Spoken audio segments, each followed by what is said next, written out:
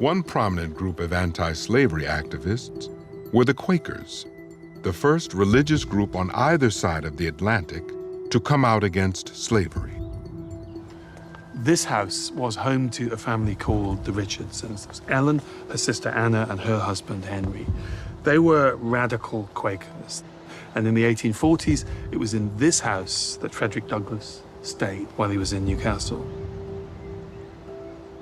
Anna and Ellen began the process through meetings and writing letters of purchasing the freedom, purchasing the manumission papers for Frederick Douglass.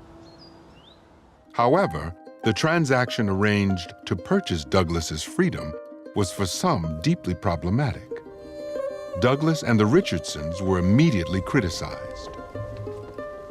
Douglass's freedom is to be purchased through a legal contract of sale, and the argument was made that to accept a transaction is to accept that Douglass was chattel, and that was acceptance of the principle that one person could own another person.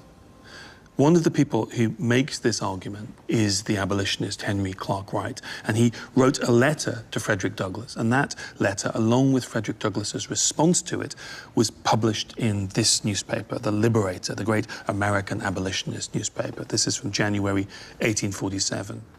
Dear Frederick, that certificate for your freedom, that bill of sale for your body and your soul from that villain, Thomas Auld, I wish you would not touch it. Douglass responds by stating some pretty stark and painful facts.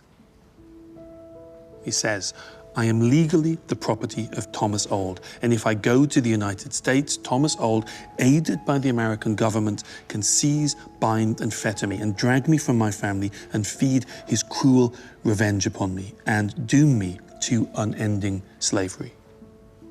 And Douglass rejects this idea that by purchasing his freedom, that he is accepting the idea of property in men. He says that it is almost like giving money to an armed robber. You're not accepting the morality or the legality of being mugged or being robbed at gunpoint when you hand your money over.